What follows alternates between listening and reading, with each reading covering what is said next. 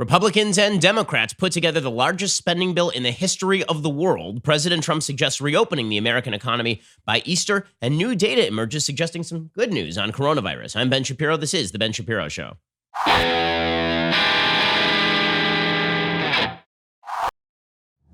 Today's show is sponsored by ExpressVPN. Protect your data from prying eyes at expressvpn.com/Ben. Not kidding about that. Lots of hackers out there. expressvpn.com/Ben. Okay, so a lot of big news happening in the world of coronavirus, which is the only news on planet Earth at this point, obviously.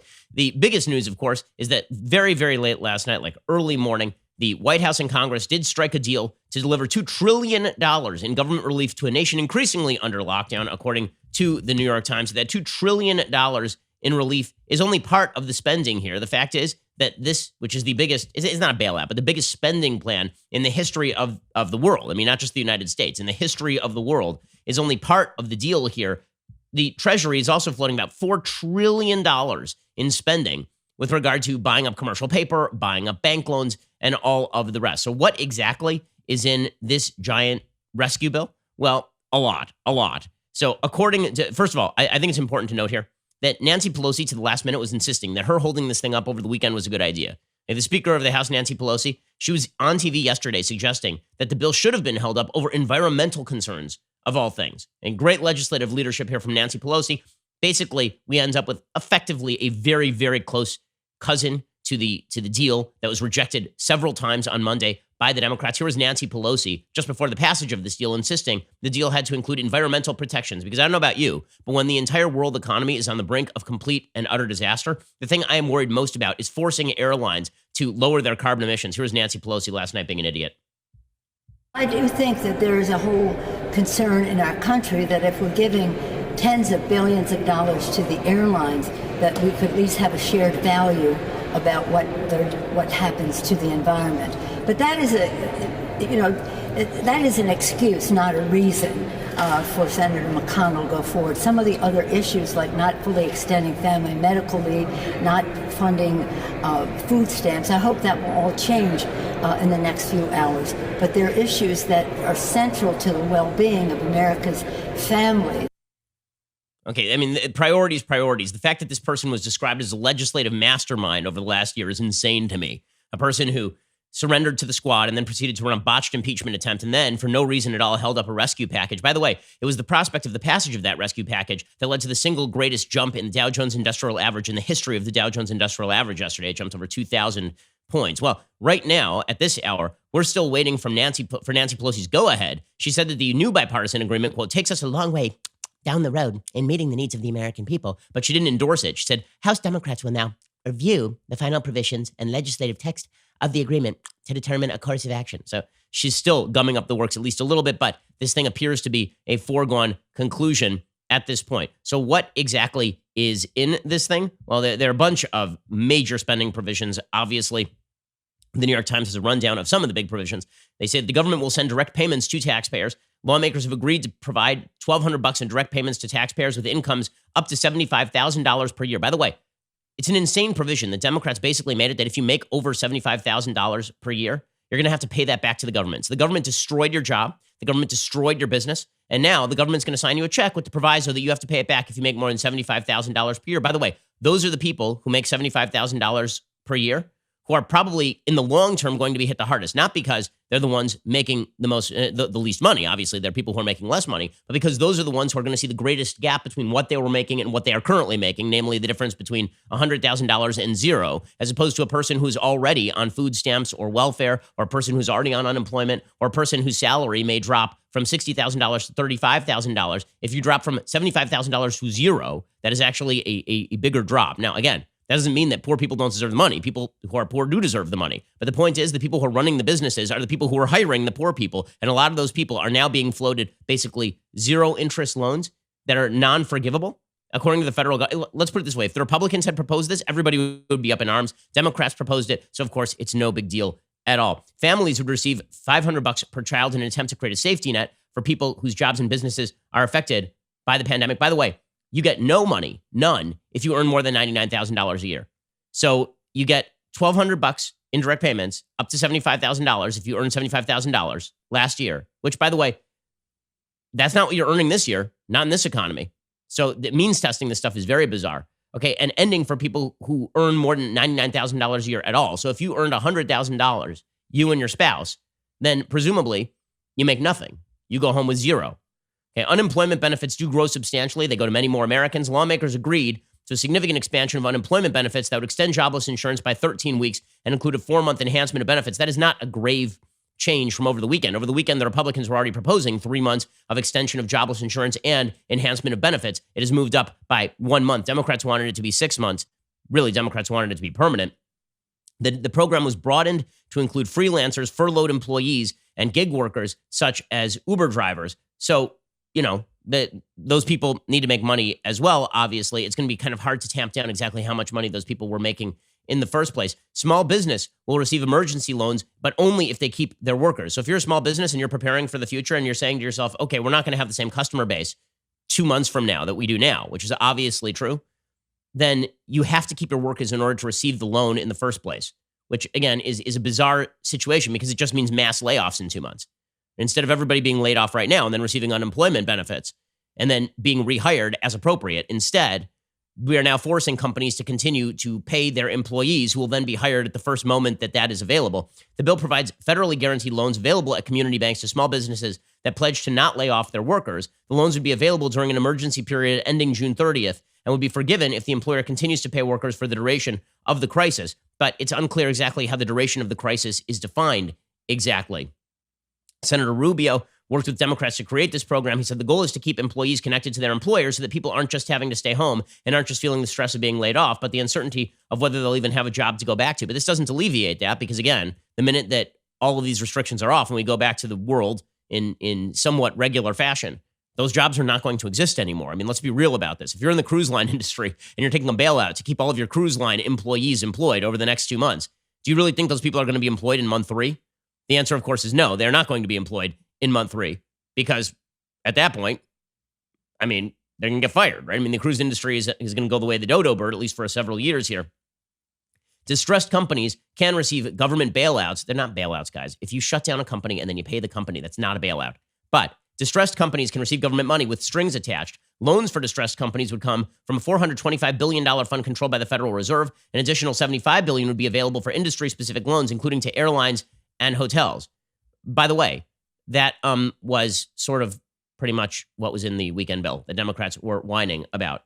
The creation of the Federal Reserve Fund was one of the chief sticking points in negotiations because people were worried about the 2008 Wall Street bailout. Democrats pressed for immediate disclosure of recipients and stronger oversight, including installing an inspector general and congressionally appointed board to monitor it, which, again, I don't have any problem with. Companies that benefit could not engage in stock buybacks while receiving government assistance and for an additional year after that. Okay, I have a question about the additional year after that. It's one thing to say no stock buybacks because we're trying to keep people employed right now. If you're worried about the stock market, you idiots, you're going to need companies to buy back their own stock if they feel that their stock is undervalued. Okay, that's all a stock buyback is. If your company is being undervalued on the open market and you wish to regain more control of your company, one of the things that you're going to have to do is buy back stock. Okay, particularly in a situation where the stock market is falling precipitously. You want 401ks to go back up. You're going to need Amazon to be able to buy back its own stock. Democrats also secured a provision ensuring that Trump's family businesses or those of any other senior government officials cannot receive loan money through the fund. Okay, so question, why are Trump's employees worse than other employees? It is one thing if he's getting exorbitant money. I mean, we're going to see that through disclosure rules, but I'm just wondering why Trump is being singled out this way. Or, by the way, anybody else who's employed by a business that is connected to one of the senators or Congress people. There are a lot of employees who are working for businesses that are tangentially connected to members of Congress. Okay, hospitals would receive aid. The agreement includes $100 billion for hospitals and healthcare systems across the nation. And that, of course, was going to be in the bill already. Okay, we're going to get to more of what was in the bill. Also, we're going to get to the latest on coronavirus generally. There is some good news, possibly. There's also some bad news because this is the situation in which we now live. There is no real good news until we get our arms around this thing. We'll get to more of this in just 1 second. First, let's talk about keeping your home safe right now. So, I have heard news recently that lots of local law enforcement agencies are just letting people out of jail. Like they're seriously afraid of coronavirus, and so they are letting people out of jail who have committed crimes. And those people are wandering around, and many of them will go back to committing crimes. Wouldn't it be good for you to protect your property at this time, especially since you are probably on your property? It's good to know what's happening on your property, and this is why You need Ring. Ring gives you protection at every corner, helps you create custom, affordable security for your home. Ring detects motion when people come onto your property. Ring's video doorbells let you answer the door, check in on your home anytime from anywhere. Ring helps you stay connected to your home anywhere in the world. So if there's a package delivery, a surprise visitor, you're going to get an alert and be able to see, hear, and speak to them all from your phone. I've always been paranoid about security, now more than ever. And this is why I have Ring devices all over my house. I mean, I'm making sure that my property is safe and secure at all time. I have 3 small children. I want to know what's going on here all the time, and that's why I have Ring. Get a special offer on the Ring Welcome Kit when you go to ring.com/Ben. The Welcome Kit includes the Ring Video Doorbell 2 and Chime Pro. It's all you need to start building custom security for your home today. Just go to ring.com/Ben. That is ring.com/Ben. Okay, so the Senate is also poised to approve some $350 billion in loans to small business in an effort to keep Americans on payrolls. A major challenge in the negotiations was that $500 billion, is according to the Wall Street Journal.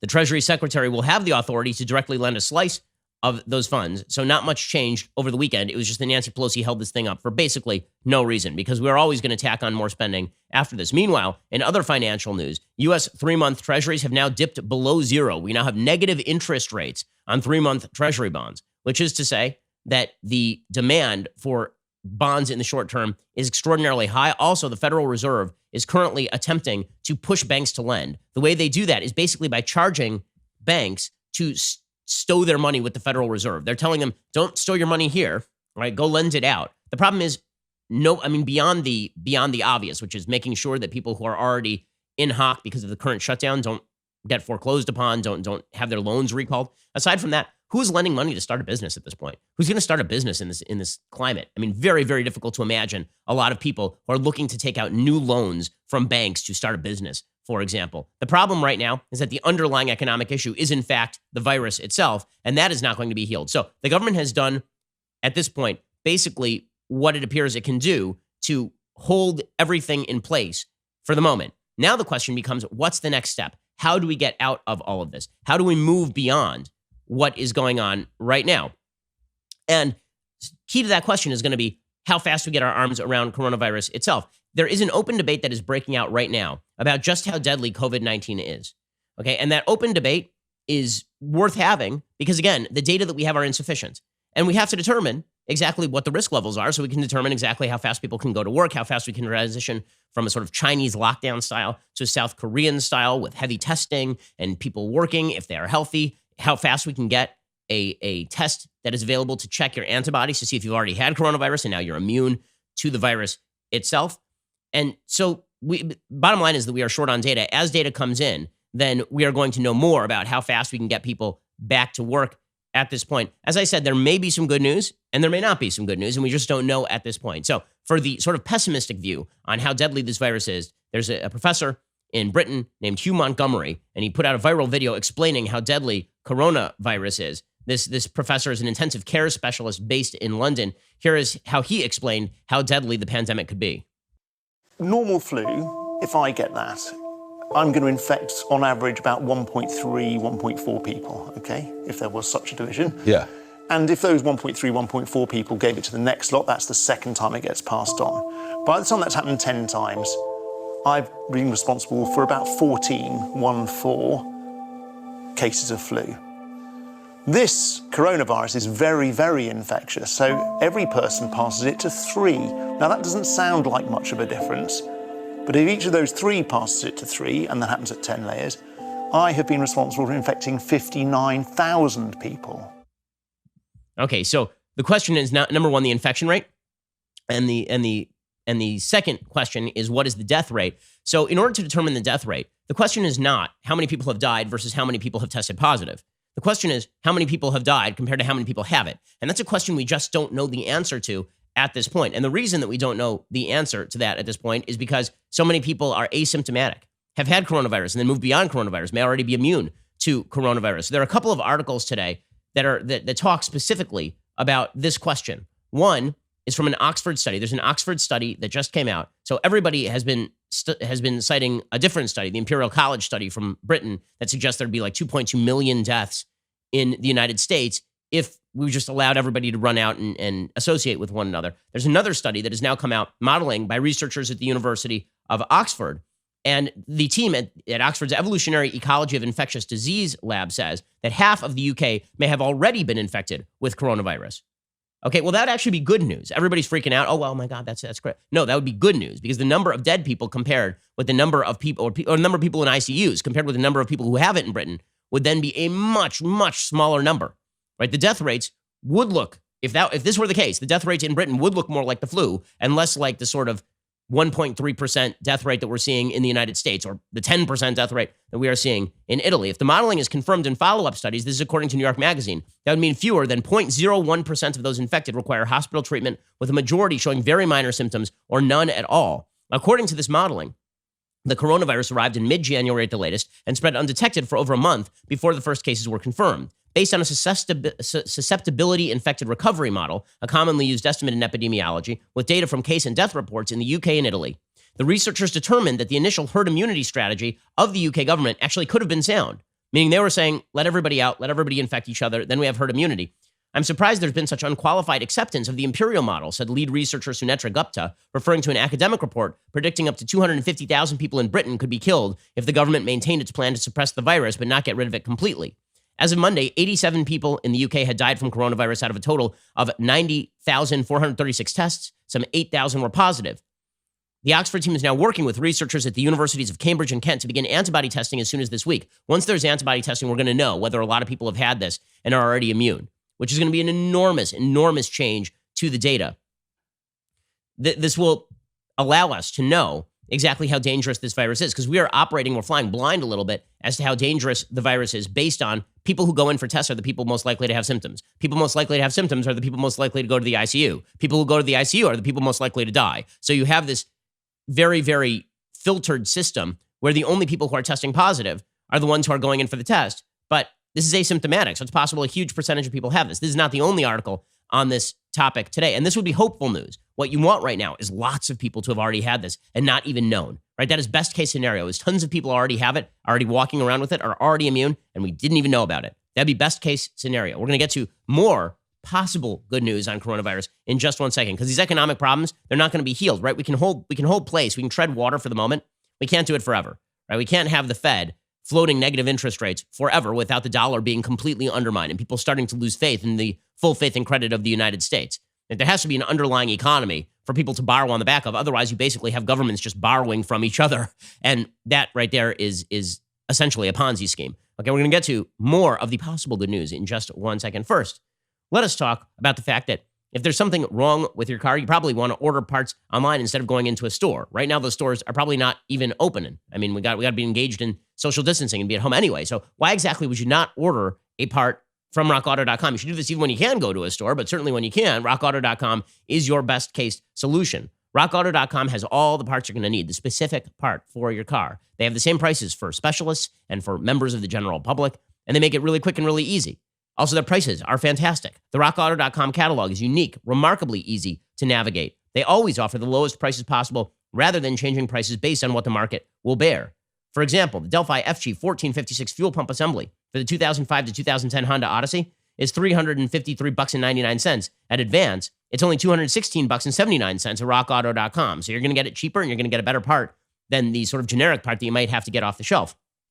RockAuto.com is a family business, definitely worth supporting in these times. Go to RockAuto.com right now. See all the parts available for your car or truck. Write Shapiro in their How Did You Hear About Us box so they know that we sent you. Go to RockAuto.com right now. See all of those parts right this very instant. Okay, so as I say, it's not just the Oxford study suggesting that there may be tons and tons and tons of people out there who have this thing and don't even know it.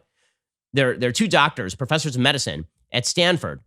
One, his name's Aaron Ben-David, and another one is Jay Bhattacharya. And they have a piece in the Wall Street Journal called, "Is the Coronavirus as Deadly as They Say?"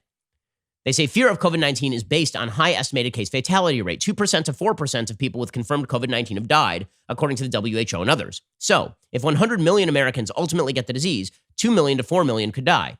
We believe that estimate is deeply flawed. The true fatality rate is the portion of those infected who die, not the deaths from identified positive cases, right? This is what I've been saying right here. It is not, the question is not how many people die over how many people have been tested positive. The question is how many people die over how many people have this thing, period, or have had it in the last couple of months.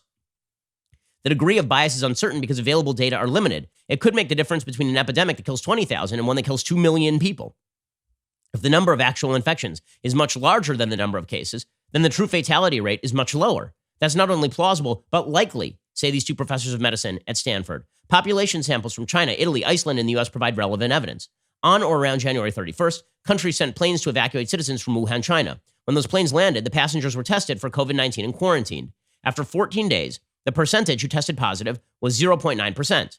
If this was the prevalence in the greater Wuhan area on January 31st, then with a population of about 20 million, greater Wuhan had 178,000 infections, about 30-fold more than the number of reported cases. They're saying that the people who are flying, let's say that those people are representative of the general Wuhan population. By the way, it is likely that that is actually underrepresentative of the generalized Wuhan population because those are the people who can afford to leave the country and come back to other countries. The fatality rate, according to these stats, would be 10-fold lower than the estimates based on reported cases. Next, the northeastern Italian town of Vo, near the provincial capital of Padua. On March 6th, all 3,300 people in Vo were tested. 90 were positive. That's a prevalence of 2.7%. If you apply that prevalence to the whole province, which has about 1 million people, which had 198 reported cases, that means there were actually 26,000 infections at the time. That's more than 130-fold the number of actual reported cases. Since Italy's case fatality rate of 8% is estimated using confirmed cases, the real fatality rate would not be 8%, it would be 0.06%, which is actually lower than the flu fatality rate. The flu fatality rate is 0.1%. In Iceland, Decode Genetics is working with the government to perform widespread testing, say these columnists for the Wall Street Journal and professors of medicine at Stanford. In a sample of nearly 2,000 entirely asymptomatic people, researchers estimated disease prevalence of just over 1%. Iceland's first case was reported on February 28th, weeks behind the U.S. It's plausible that the proportion of the U.S. population that has been infected is double, triple, even 10 times as high as the estimates from Iceland. That also implies a dramatically lower fatality rate. They say the best, albeit very weak evidence in the U.S. comes from the NBA. Between March 11th and 19th, a substantial number of NBA players and teams received testing. By March 19th, 10 out of 450 rostered players were positive. Since not everyone was tested, that represents a lower bound on the prevalence of 2.2%, meaning 10 out of the 450 rostered players were positive, but it probably is a much larger number. The NBA isn't a representative population. Contact among players may have facilitated transmission, but we have extended the lower bound assumption to cities with NBA teams like Memphis or something. We get 990,000 infections in the United States. The number of cases reported in the U.S. was 13,677, 72-fold lower. These numbers imply a fatality rate from COVID-19 orders of magnitude smaller than it appears. So how can we reconcile these estimates with epidemiological models, say these columnists? First, the test used to identify cases doesn't catch people who are infected and recovered because it's not an antibody test. Second, testing rates were woefully low for a long time and typically reserved for the severely ill. Together, these facts imply that the confirmed cases are likely orders of magnitude less than the true number of infections. Epidemiological modelers haven't adequately adapted their estimates to account for these factors at all. They say the epidemic started in China sometime in November or December. The first confirmed U.S. cases included a person who traveled from Wuhan January 15th. It's likely the virus was here before that because tens of thousands of people were traveling from Wuhan to the United States in December. Existing evidence says that this thing is really, really transmissible. An epidemic seed on January 1st implies that by March 9th, about 6 million people in the United States would have been infected. As of March 23rd, according to the Centers for Disease Control and Prevention, there were 499 COVID-19 deaths in the U.S. If 6 million cases is accurate, that's a mortality rate of 0.01%, which is 1/10 the mortality rate of the flu. This doesn't mean that COVID-19 is a non-issue. We could be overwhelmed. You could have 20 to 40,000 deaths, but that sort of epidemic is far less severe problem than one that kills around 2 million, right? It means higher infection rate, but also much lower death rate, and you end up with numbers that actually do look like the American flu, according to these columnists. Now, again, the data here are insufficient. We just don't know whether this is true or not. But everyone, literally everyone is saying there are many more infected people than have been tested. I mean, that is perfectly obvious. There are many, many more infected people than have been tested. The antibody tests are not ready. So what that would suggest is that it's quite possible you've already had coronavirus and you got over it. Or you had it and never knew you had it. Or you had it, you didn't know you had it, and now you're fine, right? In other words, the number of people who are dying or ending up in the ICU compared to the actual number, not the tested number, the actual number of people who have had coronavirus is actually an extraordinarily low percentage. That is a serious possibility. So we're going to wait for more data on that. As I say, I don't know the hardest 3 words to say in the English language. I don't know. You don't know. Nobody knows. And to pretend that we absolutely know the death rates is just, it's ridiculous because we don't. Okay, we don't. So for anybody who's out there saying this thing is significantly more deadly than the flu, and we know it for certain, okay, we know for certain that it's overwhelming the healthcare system in Italy. We know it's overwhelming the healthcare system in Spain. We know it's a risk to overwhelm the healthcare system in New York. We do not know the actual death rate of this virus right now. Now, it doesn't mean we shouldn't be panicked, or it doesn't mean we shouldn't be concerned at the very least. It does mean that when all the information comes out, it's going to be fascinating to see what exactly the actual death and infection rates were of this particular disease. Okay, we're going to give you some more good news in just 1 second. This isn't possible good news. This is actual good news. We're going to get to that in just 1 second. First, let's talk about the fact that everybody needs life insurance. It's just the responsible thing to do, no matter what your situation. The fact is that there's one thing that is inevitable in life, and that is death. And that is why you should be prepared for your family to be able to supplement their income in case, God forbid, something should happen to you. And this is why you need to go over to Policy Genius right now. Policy Genius makes finding the right life insurance a breeze. In minutes, you can compare quotes from top insurers and find your best price. You could save $1,500 or more every year by using Policy Genius to compare life insurance policies. Well, once you apply, the Policy Genius team will handle all the paperwork and the red tape for free. And Policy Genius doesn't just make life insurance easy. They can also help you find the right home, auto, disability insurance. So if you don't know what's just around the corner, that's okay. Be prepared for anything with life insurance. In just a few minutes, you can find your best price and apply at policygenius.com. Policy Genius, because you never know what the future is going to hold. And that is why you should insure against it. By the way, again, they do all sorts of insurance. They do the auto insurance, the disability insurance. They can bundle home and auto. They'll do it all for you quickly and easily and handle all the red tape and paperwork. Policy Genius. Everybody gets the future wrong. Better get life insurance right. Policygenius.com. Okay, another piece of good news. The Washington Post is reporting that the coronavirus is not mutating significantly as it circulates through the human population. Very good news. Heavy mutations in coronavirus would mean that a vaccine developed would not actually be supremely effective because it's moved on to a different strain. Scientists who are closely studying the novel pathogen's genetic code say that this thing is not mutating significantly. That relative stability suggests the virus is less likely to become more or less dangerous as it spreads and represents encouraging news for researchers hoping to create a long-lasting vaccine. All viruses do evolve over time, but this thing seems to be a dumb virus in the sense it is not acquiring information all that fast. The new coronavirus has proofreading machinery, and that reduces the error rate and thus the pace of mutation. It looks pretty much the same everywhere, and thus it is not adapting to local populations and becoming more and more deadly. SARS-CoV-2, the virus that causes the disease COVID-19, is similar to coronaviruses that circulate naturally in bats. It probably jumped through a pangolin, which people have been eating. Don't eat the damned bats and pangolins. That is not culturally insensitive, you idiots. Just don't do it. I don't care if you're white, green, or blue. Do not eat the damned pangolins. How many times do we have to do this? My God. Scientists are now studying more than 1,000 different samples of the virus. Peter Thielen, a molecular geneticist at Johns Hopkins University Applied Physics Laboratory, who's been studying the virus, told the Washington Post, there are only about 4 to 10 genetic differences between the strains that have infected people in the U.S. and the original virus that spread in Wuhan. So that is very good news. Another piece of good news, the FDA is now accelerating a lot of the treatments that are becoming available to the general public, which is good. I mean, there are a lot of people who literally need treatment like right now, who are being treated with ventilators, who are in grave condition, and they need treatment right now. The FDA has begun to allow doctors to treat some patients with the blood plasma of patients who have recovered from coronavirus-caused COVID-19 disease. The treatment must be approved on a case-by-case basis. Patients have to meet certain conditions according to the FDA. The treatment is considered investigational based on the possibility that convalescent plasma, a portion of whole blood from recovered victims, may contain antibodies to the virus that may be effective against the infection. So if you have the same blood type and the person has recovered from coronavirus, you grab some of their blood, put it in your body. Now their blood is carrying the antibodies to fight off the infection is the idea. The agency stressed convalescent plasma has not been shown to be effective in every disease studied. The plan is for clinical studies of the procedure to begin. One of the hard things about clinical studies in the midst of a pandemic is that clinical studies generally require a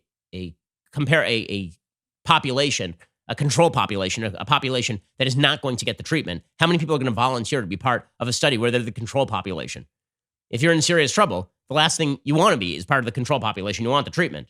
The agency said it's taking this unusual early step because of the rapidly rising numbers of coronavirus patients and deaths in the United States. Blood plasma must be collected only from people who are eligible otherwise to give blood. So hopefully new treatments coming about. Meanwhile, we're hearing more and more cases of prominent people with coronavirus. There's a basketball player named Karl Anthony Towns. His mom apparently is on a ventilator now. And we know that there was a person who worked for the New York Times who passed away yesterday of coronavirus. There was also a famous Broadway playwright who passed away. He was 81. He was in poor condition already. Prince Charles has tested positive for coronavirus. He'd been experiencing mild symptoms for days. Otherwise, he has remained in good health, according to a statement released by the prince's official residence. The Duchess of Cornwall has been tested but does not have the virus. That would be referring to Prince Charles's wife. Both are now self-isolating in their home in Scotland. It's not clear exactly when he caught it or how he caught it, but prominent people are going to get this thing, and most of these prominent people are recovering, right? I mean, the vast majority, like Tom Hanks and his wife, recovered. Prince Charles will likely recover. That is some good news. And again, that goes back to what are the actual death rates here versus sort of the assumptions we're making about tests done versus the number of people who actually die from that. Now, meanwhile, this does not mean that you can't overwhelm the system. Right? Two things can be true at once. One, the death rate is a lot lower than we think it is. And two, there's so many cases that the system gets overwhelmed anyway. Right? If the death rate is the same as the flu, 0.1%, but you're getting 5 times as many people who are getting the disease, that means the system can easily be overwhelmed. That's what you're seeing in Spain and Italy. Spain has now surpassed China's death toll from the new coronavirus, according to the Wall Street Journal. India has implemented the world's most extensive stay-at-home order Wednesday.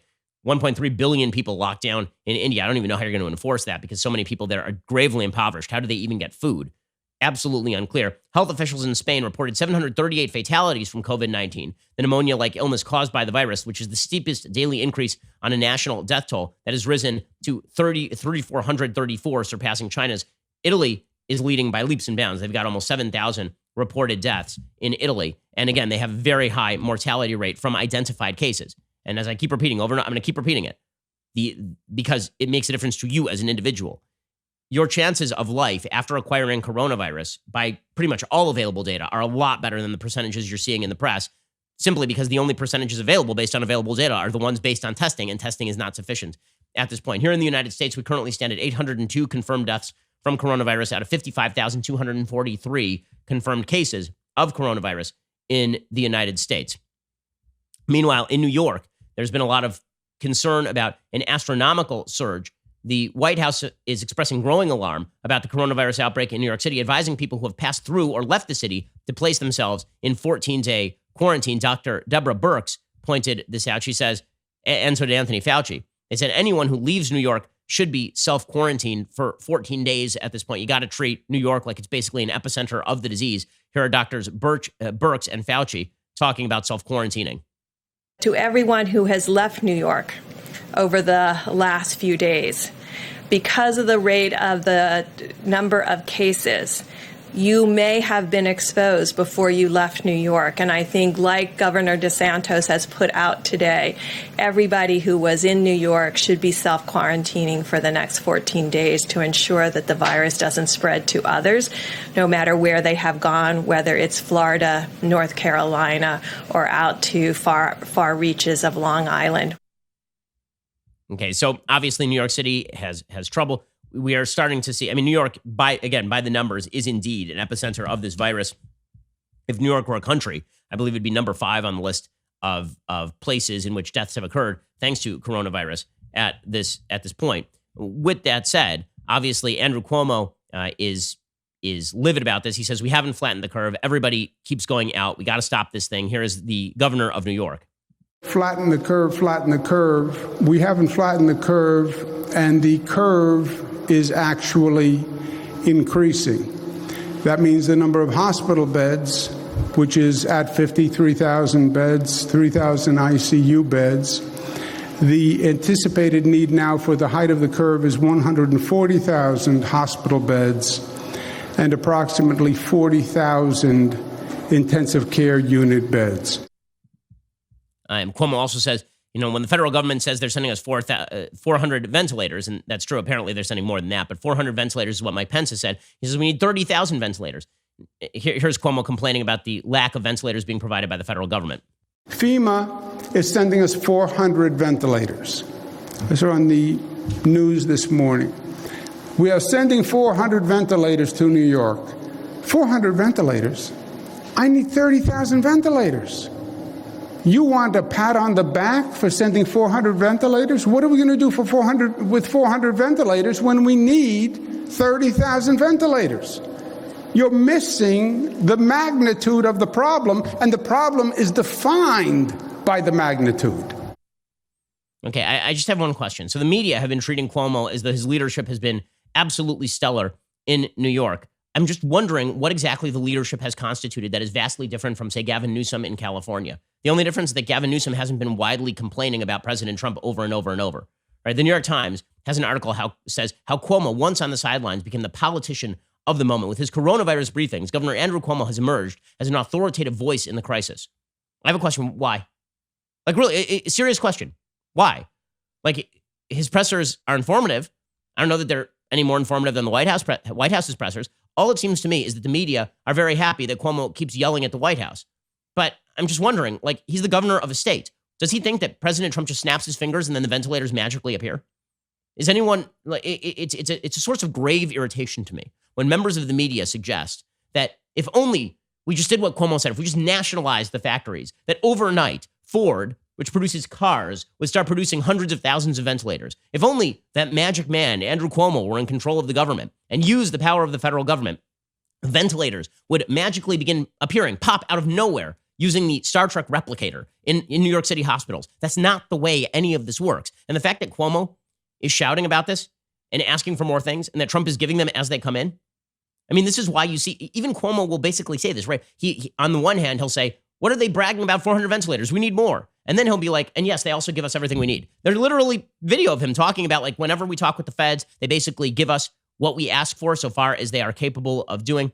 So so my question is, why exactly is Cuomo being hailed as the quote unquote politician of the moment? Like, why? According to the New York Times, the governor repeatedly assailed the federal response as slow, inefficient, and inadequate, far more aggressively than he had before. Cuomo was once considered a bit player on the national stage, an abrasive presence who made his share of enemies among his Democratic Party peers. But now he is emerging as the party's most prominent voice in a time of crisis. His briefings, articulate, consistent, often tinged with empathy, have become must-see television. So basically, you like how he is on TV, and thus he is an authoritative voice, and thus he is a great leader. Okay, I'm unaware of how his leadership has radically changed things in New York any differently, again, than Gavin Newsom, my idiot governor here in California, has radically changed things. Because he hasn't. I'm sorry, he has not. And he is saying things, and he is doing what any normal governor would do under the circumstances, which is you try to get the resources to your state. But complaining about President Trump is not a strategy, nor is it something that fixes things. It is not. And I guess there's this bizarre notion in the media that Trump has like a bunch of ventilators stored in the back room of the White House. And Trump is saying to Cuomo, well, if you're just nice to me, I'll release the ventilators. And Cuomo's like, I'm not going to be nice to you. I'm not going to do that. Like, that's not what's going on here, guys. We're trying to marshal the resources. And Cuomo yelling about it ain't going to change anything. Meanwhile, in New York, some New York City doctors are saying we're already at the breaking point in terms of the number of ICU beds available, in terms of the number of ventilators available. It is certainly true. I asked my doctor wife this yesterday. It is certainly true that that if hospitals around the country were prepared for a pandemic, they would have had a lot more ventilators on hand. But nobody had ever really thought that a pandemic like this was going to come. I mean, it is a sort of black swan event. Here's a New York City doctor explaining we're already at the breaking point in New York City. The reality is that what we're seeing right now in our emergency rooms is dire. Last week when I went to work, we talked about the one or two patients amongst the dozens of others that might have been a coronavirus patient. This week in my shift yesterday, nearly every single patient that I took care of was coronavirus, and many of them extremely severe. Many were put on breathing tubes. Many decompensated quite quickly. There is a very different air this week than there was last week. And quite honestly, think about the fact that our first New York City case was on March 1st. That's just over 3 weeks ago. To think that we'll be in any place to lift these restrictionary measures by Easter and just, in 2 or 3 weeks, for me, seems completely magical thinking. Okay, so there obviously is a lot of alarm in New York City. There should be a lot of alarm in New York City. And again, I don't know how that makes Cuomo a great leader or anything, but everybody's doing their best. Look, we're all muddling through, and that's basically the theme here. Now, President Trump, for his part, he is saying, listen, at a certain point here, we're going to have to think about how we open up the economy again, because we cannot do this interminably.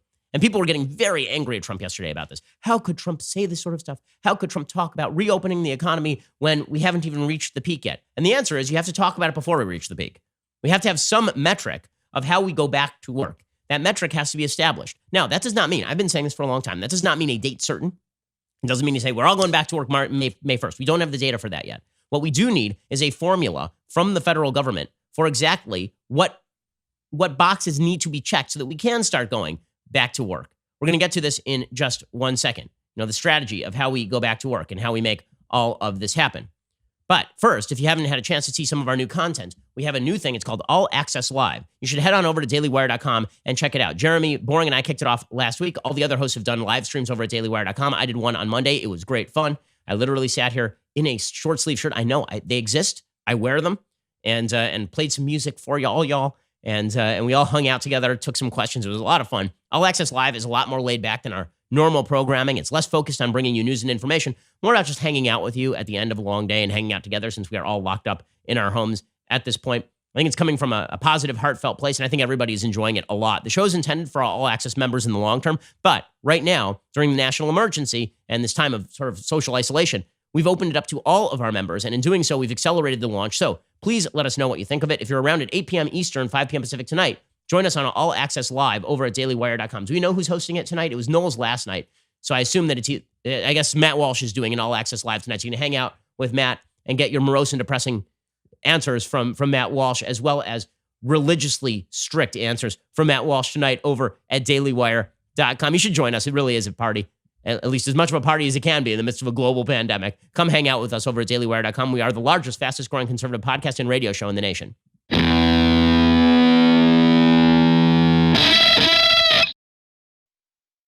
Okay, so President Trump yesterday was getting himself in supposed hot water for suggesting that we have to reopen the economy at some point. Now, listen, President Trump says President Trump uses his Twitter in I just repeat, very, very dumb ways. Okay, the president today tweeted this out about Mitt Romney. Mitt Romney tested negative for coronavirus, and Trump tweeted out, "This is really great news. I'm so happy I can barely speak. He may have been a terrible presidential candidate and an even worse U.S. senator, but he is a rhino, and I like him a lot."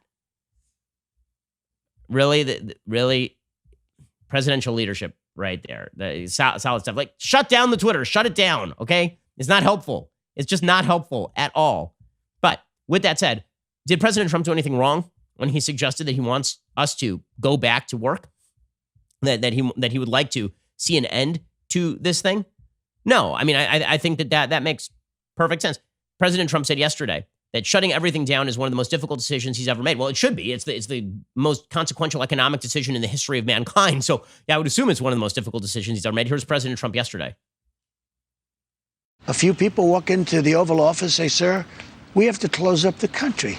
And I said, "What are you talking about?" And that, Mr. President, must have been a very difficult thing to accept. One of the most difficult decisions I've ever made, because I knew that when you do it, as soon as you do it, you're going to drop. I mean, they're talking about 20 or 25 points of GDP. Nobody's ever heard of 25 points. If we went down a point, that's a big deal. Now, all of a sudden, you're basically turning off the country. I said, this has never been done before. What are you talking about? Okay, and then President Trump says that he would love to be ready to go by Easter. And this was the one that got everybody crazy, is that he said, by Easter, I would love to see us back out and working. That would be by April 12th. Now, some people were saying, he's saying a date certain. It's a date. Listen, do I think it's smart for the president to actually put a date on the calendar? I don't think it's actually smart for the president to do that, because either we hit the date or we don't hit the date. If we don't hit the date, then the suggestion is going to be that Trump blew it. And if we do hit the date, then the suggestion is going to be that Trump accelerated beyond what the evidence showed. You know, saying that this is a matter of weeks, not months, which he said on Monday, I thought I was all in favor of that. Him saying weeks, not months, I think is good. Him saying a date certain, or at least suggesting even a date, it really isn't a date certain, but suggesting a date, I think sets up an unrealistic expectation. But here was President Trump saying he'd love to be ready to go by Easter. I'd love to have it open by Easter. Okay, I would love to have it open by Easter. I will tell you that right now. I would love to have that. It's such an important day for other reasons, but I'll make it an important day for this too. I would love to have the country opened up and just raring to go by Easter. Okay, he was getting all sorts of flack for this, and he was asked specifically about, you know, whether this is realistic or not, and it was more about like what he feels, because President Trump just says things, right? But when he says that we could lose more people to a recession than to coronavirus, and people lose their minds about this, he says we could see mass suicides, we could see a renewed opioid epidemic, and there is, you know, some evidence to show that depressed economic circumstances do lead to poorer life outcomes. So when President Trump says we'll lose more people to the recession than to coronavirus, we don't know. Well, honestly, we don't. But to pretend that there are not real life consequences to the greatest economic downturn in the history of mankind would be obviously foolhardy. Here was Trump saying, obviously, we're going to need to come up with a solution here. Otherwise, we're going to lose a lot of people, on the other hand, to a failing economy. You're going to lose a number of people to the flu, but you're going to lose more people by putting a country into a massive recession or depression. You're going to lose people. You're going to have suicides by the thousands. You're going to have all sorts of things happen. You're going to have instability. You can't just come in and say, let's close up the United States of America, the most successful country in the world by far. Okay, so these are serious concerns. Dr. Anthony Fauci was asked about this, and he said, what's the evidence for Easter? And Fauci gave the right answer, which is, we don't have evidence for Easter. He's just being aspirational, which is obviously true, right? Trump is just saying, I'd love to have it open by Easter, but Trump says a lot of stuff. Here's Dr. Anthony Fauci sort of softening the blow a little bit. It's a back and forth. The president clearly listens. I mean, he has this aspirational goal of hoping that we might be able to do it by a certain date. We talked to him about that. We say we need to be flexible. He realizes that and he accepts that. I mean, he doesn't want to give up his aspirational goal, but he's flexible enough to say, okay, let's look at it on a day-by-day basis. We say, and we will, give him data to inform the decision. By the way, what Fauci is saying right there gives the lie to the entire Democratic line, which that Trump's leadership is terrible and that he is unsafe. Joe Biden has been pitching that, right? Joe Biden, who can't string a sentence together at this point. Joe Biden, yesterday, he was on TV saying that Trump should start listening to the experts and stop talking. There's Fauci literally saying he's listening to us, and he is trying to give hope to the American people. And here is Joe Biden saying he should listen to the experts as peanut butter. He should stop talking and start listening to the medical experts. You talk about having an economic crisis. You want an economic crisis? Watch this spike. Watch the number of dead go up. Watch the number of people who, in fact, connect with this virus. When are you going to be able to open the economy? Look, we all want the economy to open as rapidly as possible. The way to do that is let's take care of the medical side of this immediately. One of the things, he's not responsible for the coronavirus, but he's responsible for the delay in taking the actions that need to be taken as far back as January. Okay, well, here's the bottom line. He's dealing with all that, and we should try and set up now the next responsibility of the government, obviously, is to set up that formula. How many beds do we need? How many ventilators? We're only going to know that once we have better data via testing. When are those tests going to be available? According to Dr. Scott Gottlieb, the former FDA commissioner, we should have 75,000 tests a day ready to go by the end of next week, which is going to make a rather large difference in terms of our data. By the way, when you talk about expertise, Joe Biden, you should at least know where to cough. And when you're corrected about where to cough, you should take it seriously. Joe Biden was on with Jake Tapper yesterday, and he coughed into his hand, and Jake Tapper had to correct him on the proper coughing technique. I have not talked to any individual. Excuse me. You know, you're supposed to cough into your elbow. I don't know, sir. I learned that actually covering your White House. Actually, that's true, but fortunately, I'm alone in my home, but that's okay. All right. I agree. You're right. You should it's kind of old school to do it with your hand. Do it into your elbow. You're supposed to do it. Okay, there he is, listening to the experts, Joe Biden. Okay, meanwhile, right now, what we are finding is that the expectation at the beginning of the day is that the House was simply going to pass this thing, right? The House was going to pass this bipartisan bill that was negotiated by the Democrats. It was. Chuck Schumer was the lead negotiator on it over the weekend. Nancy Pelosi ain't going to vote on it today. She's going to hold it up another day. Brilliant negotiation strategy from Nancy Pelosi. We're in the middle of a global pandemic and an economic meltdown in which literally millions of people are going to lose their job. And Nancy Pelosi's holding this thing up again today. That is the latest news. Seriously. I mean, I don't know what she thinks her strategy here is. Also, apparently, Andrew Cuomo was ripping into the Senate bill. He said it was a drop in the bucket compared to the need. And he's ripping Schumer by implication. The House will not pass the coronavirus bill today, according to Chad Pergram, who is reporting over at Fox News. Already gavelled out of pro forma session. Senior sources say House will not meet again later today. Acting with all the alacrity necessary in the midst of a global pandemic. I mean, it's just unbelievable. Playing politics at this point. Playing politics, just insane. Insane. So something will pass in the next couple of days, but everybody should keep in mind, when we go through the list of errors that happen in the midst of all of this, the list of political failures that happen in the midst of all this, yes, the Trump administration is going to come in for some criticism over lack of testing and ventilator production early on. By the way, if Trump had said we need a global lockdown in January, Democrats would have said that he's an actual dictator. So let's just keep that in mind, right? The counterfactual where Trump says we need to ramp up production and we need to shut everything down, go home for 2 weeks. Does anyone really think that in the beginning of February, when all the media were proclaiming that this was not actually that grave of a threat, including the folks over at Vox.com, do you think anybody would have gone along with that?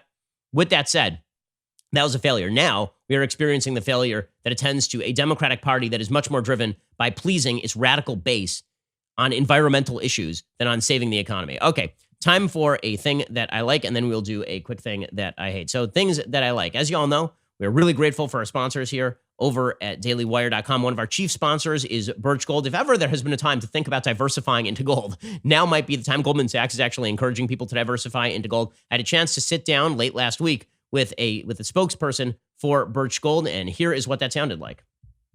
So, folks, today for things I like, one of the things that I like are our sponsors here at the Ben Shapiro Show. Obviously, in chaotic times, we rely a lot on our sponsors, and we ask that you patronize our sponsors. But the folks over at Birch Gold Group are some of the most trustworthy people I know, and they are very trustworthy, obviously, when it comes to diversification and putting some of your money into precious metals. Joining us on the line is Philip Patrick, precious metals specialist for Birch Gold Group. Phil, thanks so much for joining the show. Really appreciate it. Thank you for having me, Ben. Thank you. So let's start off with a quick market analysis. Obviously, the coronavirus has absolutely tanked the market. That's not a shock. It's an exogenous shock to the market. Plus, the governments around the world are basically shutting down nearly every business. People are being told to stay home. But are there underlying market fundamentals that we should have been concerned about even before this with regard to the economy? The answer is yes, and you and I have discussed this, I think, in the past. But the issues that we have today in the markets, I think, certainly predate the coronavirus. We've been at the longest bull run in market history, and we've been there for really the last 10 months or so. So I think timing for a while now has suggested corrections on the cards. The bubble really, I would say, has been fueled over the last 11 years, really by policy, right? Low interest rates, pumping money through the markets through quantitative easing, corporate buybacks at the highest levels in history. What I will say about the coronavirus is, look, if you'd asked me at the beginning of the year when I felt the markets would correct, my feeling was later in the year, right? Third or fourth quarter. What I think it's done is acted as a black swan, if you will, this unforeseen event, and essentially become a catalyst. I think it's pulled the time frames forward, and I think ultimately exacerbated the issue. And for me, this is really, really important. I think what's happened is we've turned from a financial crisis to an economic crisis. 2008 was clearly a financial crisis, right? And what happened? The government stimulated, right? Pumped money through the markets, dropped interest rates, and it ultimately pulled us out. We've tried that today. I mean, the Fed just pumped a ton of money through the markets, biggest rate cut since 2008. It had no effect. The market kept spiraling down. This has really become an economic crisis, and I think it's fairly obvious, right? You left your house in 2008, people were spending. They were in bars and coffee shops and restaurants.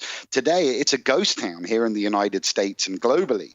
That significantly exacerbates the issue, right? It millions of jobs are at risk, people not spending. It creates a major, major issue.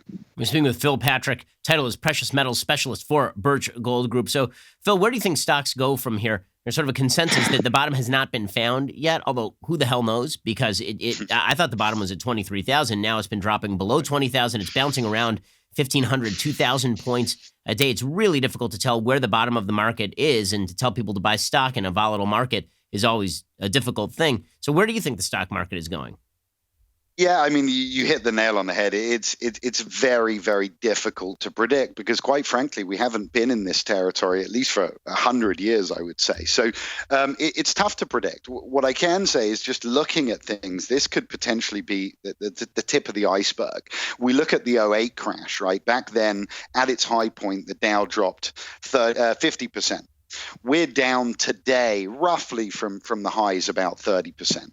So what that tells me is this matches what we saw back in 2008. There's potentially another 20% downside.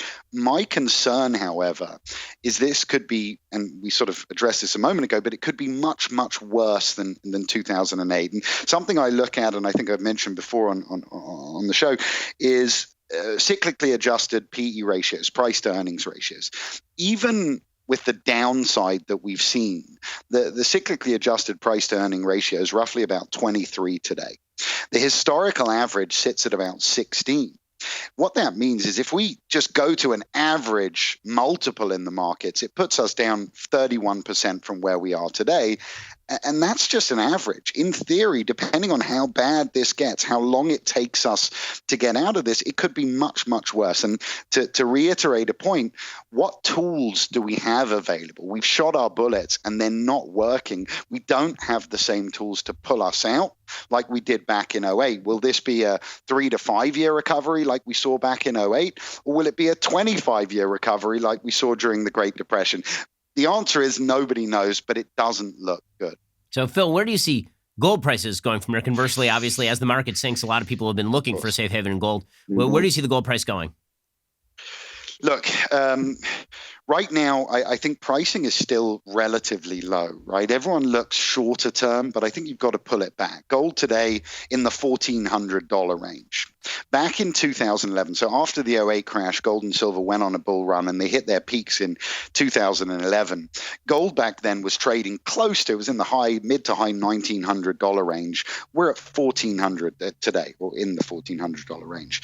Silver today in the $12 range, it was $48 back then. The point being, we're significantly down from our all-time highs. There's a lot of value there. Citigroup are one that have predicted gold could hit $2,000 an ounce as soon as the next 12 months. It feels like we're heading towards that. I think we've got a long way to go from here. So with all of the chaos, what exactly have been the last 2 weeks at Birch Gold Group? I have to imagine that it's been rather chaotic. Yeah, that's the perfect word, chaotic to say the least. Look, as a company, given the climate, we've had our best month on record, and we're already there, and we're not even at the end of the month. Just from an individual standpoint, it's been absolutely crazy. The ones I feel sorry for are the processors in our IRA department. They're nonstop, and actually we're hitting the other end. Fidelity, Charles Schwab, the companies that we're helping to roll funds over from, their hold times are an hour and a half right now. So I think a lot of people are I think it's craziness all over. It's not just us. The big institutions are getting hit. People are trying to pull their money out, and it's rough, but I can't complain. Well, we really appreciate your time, Philip Patrick, Birch Gold Group. He's a precious metals specialist. As you know, Birch Gold is a sponsor of the program. Make no bones about that. They're the people I would trust with precious metals investing. I'm not somebody who says liquidate all of your stock holdings, but if you've got money lying around, you're looking to invest, you would want to diversify. It would have been good to do so, a couple of months ago. Text Ben to 474747 today. See how simple and straightforward these moves can be for you. Get all of your questions answered. Phil, thanks so much for your time. Thank you for having me. Thanks, Ben. Alrighty, so we have run out of time on today's show, but we'll be back here a little bit later today with 2 additional hours of content, including, apparently, the LA sheriff has ordered gun stores closed as non-essential businesses while they're releasing people from jail. So good news happening out there. Great governance happening across the country. We'll bring you all of the updates a little bit later today with 2 additional hours of content. If not, then we'll see you here tomorrow. I'm Ben Shapiro. This is The Ben Shapiro Show. The Ben Shapiro Show is produced by Colton Haas, directed by Mike Joyner, executive producer Jeremy Boring, supervising producer Mathis Glover and Robert Sterling, assistant director Pavel Wydowski, technical producer Austin Stevens, playback and media operated by Nick Sheehan, associate producer Katie Swinnerton, edited by Adam Sayevitz. Audio is mixed by Mike Coromina. Hair and makeup is by Nika Geneva. The Ben Shapiro Show is a Daily Wire production. Copyright Daily Wire 2020. The market jumps 2,000 points. Scientific studies show coronavirus hope on the horizon, a new drug is helping patients, and President Trump is calling for America to reopen by Easter Sunday. We will examine all the excellent news after weeks of apocalyptic headlines. Then the Trump administration announces the largest stimulus package in American history. Bernie refuses to drop out of the race, and Sleepy Joe somehow manages to deteriorate even further on national television. Check it out on The Michael Knowles Show.